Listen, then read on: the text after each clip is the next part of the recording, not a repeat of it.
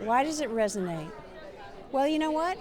Good stories always resonate. I mean, we're all searching for good stories, right? Great ones resonate forever. And Jane Eyre is one of the greats. Oh, she was wonderful. She's just, I fell in love with her. She's a wonderful girl. Wonderful girl. She's just a great person. She's a very talented photographer, actually. I mean, has a great eye. She really is gifted. And she just is who she is. And she's incredibly talented and very grounded, very mature for her age, and very good. Oh, Omiya was a film that I produced. I was one of the writers and also acted in, and I've been wanting to do it for 15 years, and we finally did it, and we had the most extraordinary time in Ireland. I'd been reading the book and I was halfway through it, and I emailed my agent and I asked her if there was a project around or if anyone was developing the script, and there wasn't anything at the time, but 2 months later a script came through, and then I was meeting Cary, and then it went from there, so yeah, it was good timing. I think she has an innate sense of self-respect and a really strong idea of who she is, and everything that she's become is because of what she's made herself. And there's a lot of really wonderful things about her character that I think people continue to connect to. If you take away the costumes and the setting, at the core of the story is a very contemporary story. It's a young woman who's trying to find a connection and love in a very isolated world. I don't know, I mean, with Rochester and Jane, I mean, in that society there was such a formality with the way that things happen, and I think when something happened that was a little bit out of that manner, it was exciting and exhilarating, and I think that's everything that Rochester was to Jane. Yeah. Yeah, I think what helped it the most was that we were just such good friends, and we got on so well and had a lot of fun in between scenes and setups, and then we were able to use that energy, so yeah, it was good.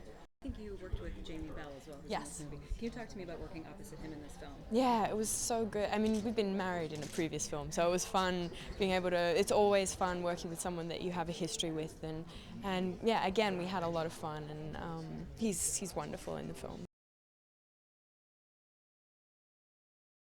I knew of it obviously because my sister and my mum were so always big fans of it, and then at one point there was this script, White Sargasso Sea, that at one point I was going to do, so I read it back then. That was about 6 years ago, I suppose. It's a classic sort of love story. It's a really good one with really sort of complex story, complex characters, and yeah, I think they're both very powerful characters in their own right, and when they sort of go head to head, it's interesting. He's sort of full of secrets and sort of shame, and she is just very open. She sees things very plainly and directly, and she doesn't pussyfoot around anything, and that's sort of he finds that quite striking and unusual, especially for a woman in those times. Yeah, I mean, it was amazing. I was so happy when she sort of decided to do the film. I was like, wow, brilliant. She's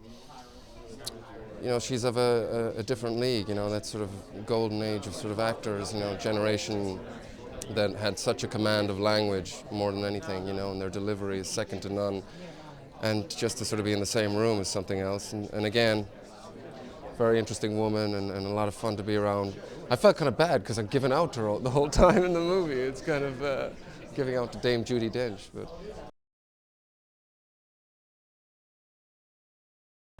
The Boss Stevenson film that came out in '43 was a favorite of mine as a child. Like, my mom loved the old classic Hollywood films, and so I grew up with that, and Bojes and Rebecca and those kind of films.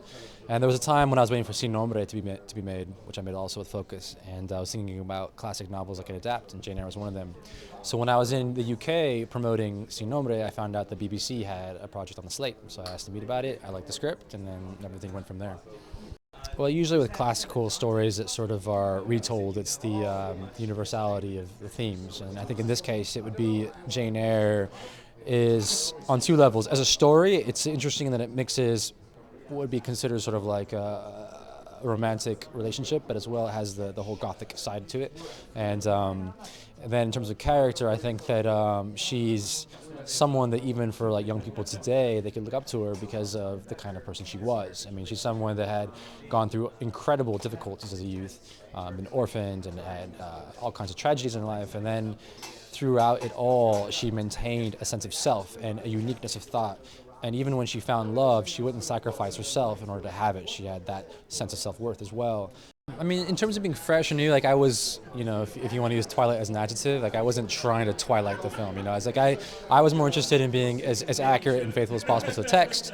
And I feel like in terms of our structure, we found a way into the story to make it engaging all the way through. I don't think you really can create chemistry. It has to be there. And in terms of casting, it's like, sometimes it's luck, you know. I mean, Michael Fassbender, I felt embodied the spirit of Rochester, and I thought Jane, what Mia Wasikowska brought to Jane was everything that I loved about the novel. You put those two people together, those spirits, and hopefully that works out. Yeah, I am. It's my favorite novel. So yeah, I'm really very excited to see this version. Yes, yeah.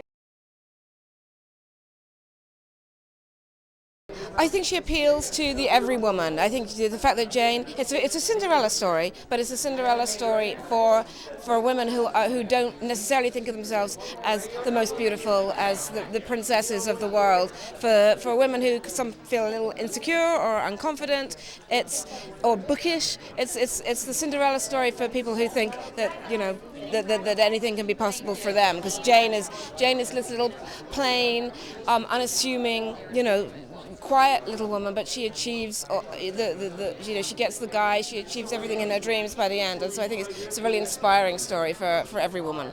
Well, I think I learned from my experience producing Elizabeth, the Elizabeth movie with Cate Blanchett, and for Elizabeth we decided that we wanted to take someone who from outside the culture to shake it up, so that they weren't cowed and oppressed or suffocated by the culture that they'd grown up in, and that worked for that. And so I wanted to do the same thing with Jane Eyre, even though it wasn't a piece of history, it was still a piece of very revered literary culture in England, and I wanted someone who was outside of that to not be daunted by the legacy that it had, and to be able to feel free to toss it up in the air and do some new brave things with it.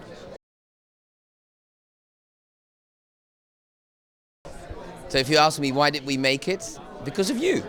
Because there are really everywhere. It's amazing to see that for women in particular, this film is you don't realize it. People look at you and they say Jane Eyre, and say you can sense that when they were 15, 16 or 17, it was a book that had such an impact on them. It's because what she does is she fights her surroundings, the world that she grew up in, to stand on their own 2 feet. And that, I think, is a dilemma that I guess many women, more probably than men, still face. And that's what they recognize. I think you recognize that it's good to do, and you can. And in this case, there is love at the end. You know, never mind all the shit that happens, you actually get there.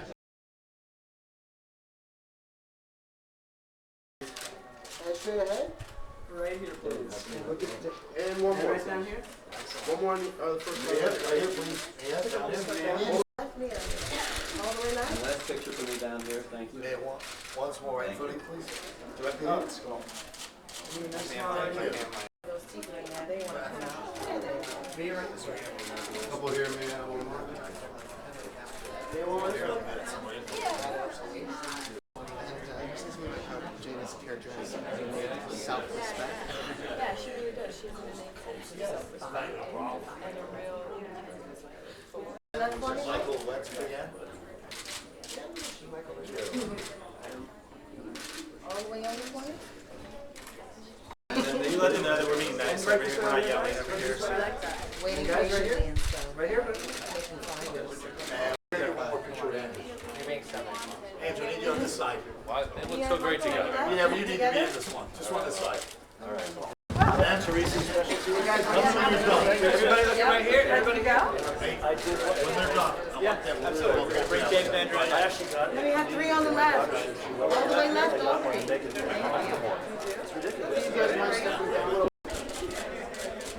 Okay, great. Go ahead. Everybody stand there straight. Everybody David stand. Hold on. Go to the left. There you go. Back here, please. And left, right here. Rose right here. Right. So it's kind of fun to see him in kind of a One different more role. smile right here. If you will, one more time. Was it here?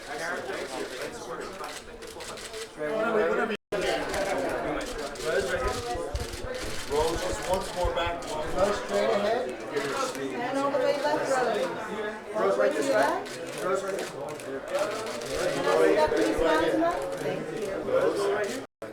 So we can use Wow, you're so seductive. I know, I tried. Whatever it takes. one back here, please. One here, please. With the smile. With the smile. See, they didn't ask me. Zoe, can you give me a big shiner right here, please? Yeah, I'll give you. Right here, please. Over this way again, once more. Right here. I'm not.